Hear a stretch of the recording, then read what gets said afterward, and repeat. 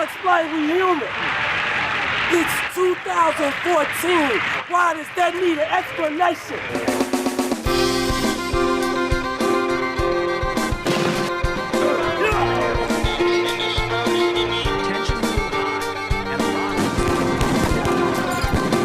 For 20 years, the United States government has refused to enforce its own policy to tabulate statistics on police profiling, racial profiling, beatings, and shootings.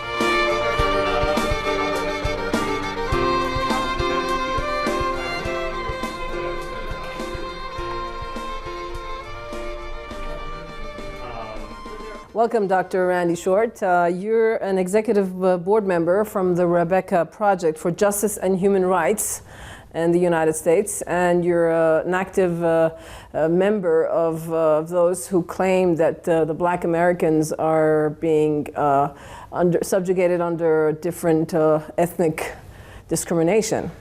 Can you explain us a little bit more of what you consider the most important base of these actions? Yes. First, I want to say the Rebecca Project for Justice and Human Rights is a human rights organization that fights for the rights of women and girls. We fight against unsafe drugs on a global basis, against eugenics, and against sexual trafficking.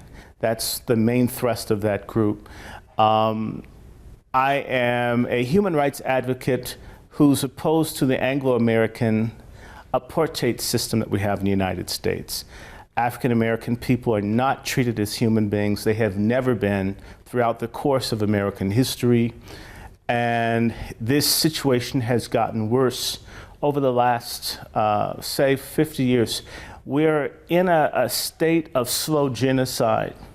All the statistics indicate this. We're the most incarcerated people on the face of the earth.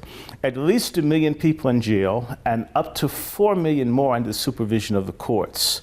And prison and jail, so that this is a huge number, what, 5 million people out of maybe 50 or 60 million? This is outrageous.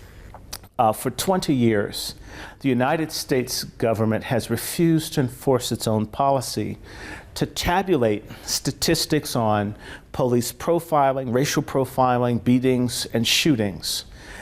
At our own week count, and that's just including 4% of the police departments in the country, 5,000 Americans have been killed since 2001. Let's assume that 5,000 is 10% of the people, then that means 50,000 people have been killed by the police in all this time. Let's say that number's that high.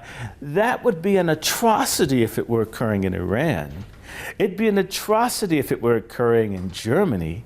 However, when it occurs primarily against African Americans, it's really not an issue, and it shows that the United States is a failed human rights state. But you said more than 50,000 black Americans. I'm saying it could be. It could be. I mean, that's 4%, and that's 5,000 over 13 years. Why would that be so hard? Let's just. But you have a black president today, Barack Obama. Well, he's black, but he's an African American. He's not. Neither is Eric Holder, who is an atrocity, and thank God he's resigning. He's a Barbadian American. Susan Rice, his national security advisor for President Obama, she's a Jamaican American. I wouldn't call a person from Astana in Kazakhstan Iranian, even if they look alike. There's a difference. So that's part of the racism and our subjugation, that they can bring a person to the United States, and if their skin color happens to be dark, they're the same thing as me. No other people are treated like that. In fact, that is the essence of denying people their human rights, is to deny them their identity, to deny them their ability to define and say who and what they are. I mentioned the Convention for the Elimination of All Forms of Racial Discrimination. There's also the Convention for Political and Civil and Political Rights that the United States has signed, but it fights against. There's also the Convention for Cultural and Social and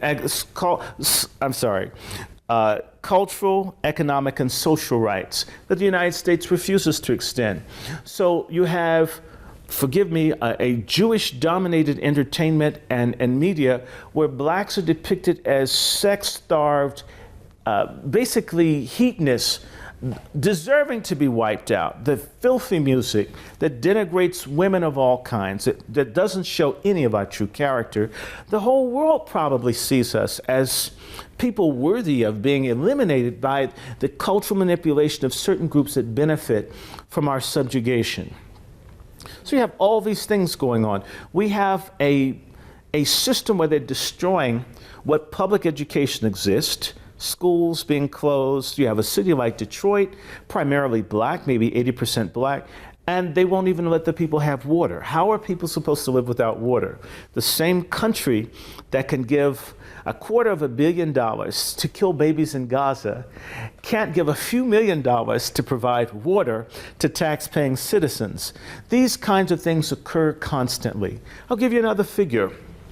Each year, a minimum of 80,000 African Americans die due to inappropriate or lacking medical care. That means in 10 years, that's 800,000 people.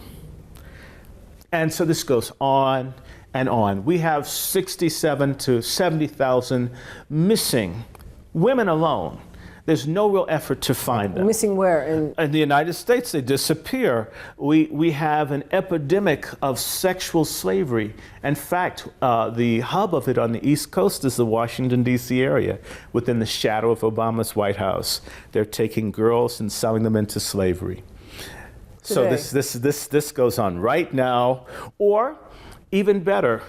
I'm not trying to pick on anyone, but there's an industry dominated, again, forgive me, the truth is a lie, by Jews, organ harvesting. Whose organs do you think they take? So there have been cases where black children have had the organs hacked out of them while they were at school, and their organs sold, and no one knows. This never makes the news. And so these kinds of things are happening. The schools are closing, or the schools are oriented to fail the young people, so they end up going to prison. In prison, the people are more than likely 7 times more likely to contract HIV/AIDS. The national population policy has been to flood the country with other people, pay them to have children in the United States, and at the same time make mass abortion. Blacks comprise maybe 15% of the population of the country, but get about 40% of the abortions. Are you following what I'm saying? Yeah, so you mean there's a movement towards the reduction of population? This has always been there, even prior to there being a United States. Benjamin Franklin wrote an article in 1751 saying, why increase the sons of Africa when there's such a glorious chance to increase the lovely whites and reds?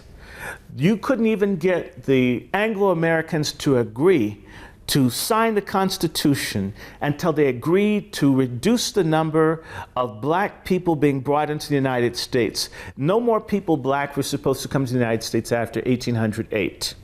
Or slaves, actually. Well, whatever, just no blacks, period. And even August 24th was the bicentennial of blacks who joined the British Army burning the city of Washington. Most people don't know that. There have been protracted struggles. I come from a Gullah Geechee people, Seminole people. They fought a war from the 1720s almost up to the American Civil War, a guerrilla war against the U.S. government, which bankrupted the early republic of the United States because they were fighting a guerrilla war in which the blacks won. This isn't what you hear. So once you understand this, once you recognize in the late 60s there was a project called Garden Plot, where the United States had mobilized its entire military to round up and put African Americans in concentration camps. Okay, this shows the brutality of the Anglo-Americans in relationship to us as the world's largest single ethnic nationality group that lacks its human rights. So you're talking about the American and British injustices that the black Americans have seen across the history. Of course, we know Yes. a lot about the history. But you're also mentioning the fact that people don't know a lot about what's happening for the Black Americans because of the media. Yes. And you also refer somehow, I think, to the movies, to the Hollywood industry. Yes. Who's benefiting? I mean, why the reason? You're talking about the Jewish lobbies, but well, if I can just give you a quick history lesson, the first major international film that made movie making profitable is a film by D.W. Griffith called Birth of a Nation. And it grossed the equivalent of what, maybe $5 billion in today's money. And the highlight of the film was blacks being murdered by whites. In fact, the film debuted in the White House. And our racist president, Woodrow Wilson, said that this film that showed blacks as racist barbarians who got killed is history written in lightning. So the very basis of the money, the same way the very basis of the American economic system, the stocks and bonds of Wall Street, or Wallstrasse in Dutch, were the Africans being sold into slavery. And I need to emphasize there are two types of Africans. Many of the indigenous Americans, their DNA is African, it's not Asian.